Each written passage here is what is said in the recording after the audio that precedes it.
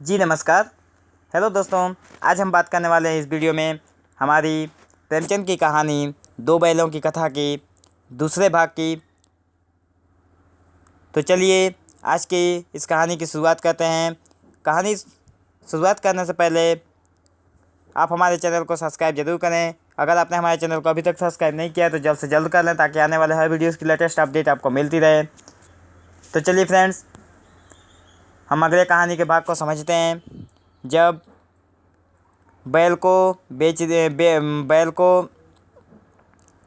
Jury ने उसके ससुराल में भेज दिया था। उसके बाद कहानी हम लोगों ने वहीं पर समाप्त की थी। दोनों बैल थे हीरा और मोती। तो आज हम उसके अगले भाग को देखते हैं।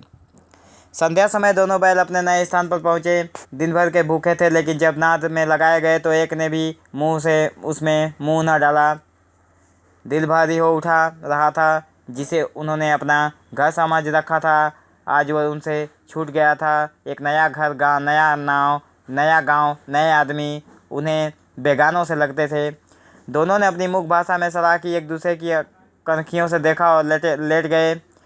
जब गांव में सोता पड़ गया तो दोनों ने जोर मारकर पगहे तोड़ डाले और घर की तरफ चले। पगहे बहुत मजबूत थे। अनुमान हो सकता था कि कोई बैल उन्हें तोड़ सकेगा, पर इन दोनों में इस समय इतनी दूनी शक्ति आ गई थी, एक एक झटके में रस्सियाँ टूट गई। जूरी प्रातःकाल सोकर उठा तो देखा कि दोनों बैल चरनी पर खड़े हैं। दोनों की गर्दनों में आधा आधा गराव लटक रहा है।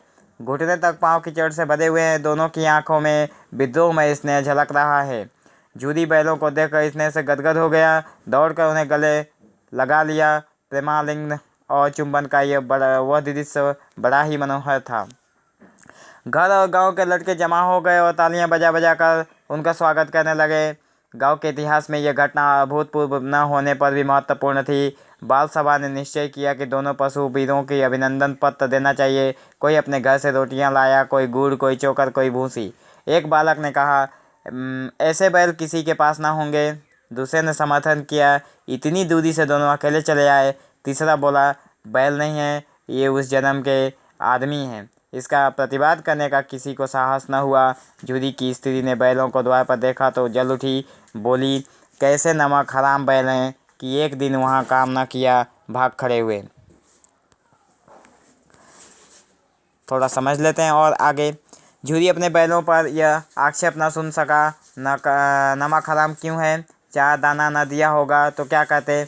स्त्री ने रोब के साथ कहा, बस तुम ही तो बैलों को खिलाना जानते हो, और तो सभी पानी पिला कर रखते हैं। जूरी ने चिढ़ाया, चारा मिलता तो क्यों भागते? स्त्री चिढ़ गई, भागे इसलिए कि वे लोग तुम जैसे बुद्धों की तरह बैलों को सहलाते नहीं, खिलाते हैं तो रगड़ रगड़ कर जोतते भी हैं। ये दोनों ठहरे कामचोर भाग निकले। अब देखूं कहाँ से खली और चोकर मिलता है। सूखे भूसे के सिवा कुछ न दूंगी, खाएं चाहे मरें। वही हुआ। मजदूर को बड़ी ताकीद कर दी गई कि बैलों को खाली सूखा भूसा दिया जाए। बैलों ने नाद में मुंह डाला तो फीका फीका, न कोई चिकनाहट न कोई रस। क्या खाएं? आशा भरी आंखों से द्वार की ओर ताकने लगे। जूरी ने मजदूर से कहा, थोड़ी सी खली क्यों नहीं डाल देता बे? मालकिन मुझे मार ही डालेंगी। चुरा कर डाला ना दादा, पीछे से तुम भी उन्हीं किसी कहोगे। दूसरे दिन जूरी का साला फिर आया और बैलों को ले चला। अब की उसने दोनों को गाड़ी में जोता। 2-4 बार मोती ने गाड़ी को सड़क की खाई में गिराना चाहा, पर हीरा ने संभाल लिया। वह ज़्यादा सहनशील था। संध्या समय घर पहुंचकर उसने दोनों को मोटी रस्सियों में बांधा और कल की शरारत का मजा चखाया। फिर वही सूखा सूखा भूसा डाल दिया। अपने दोनों बैलों को खली चुनी सब कुछ दी। तो दोस्तों, आज की वीडियो में बस इतना ही।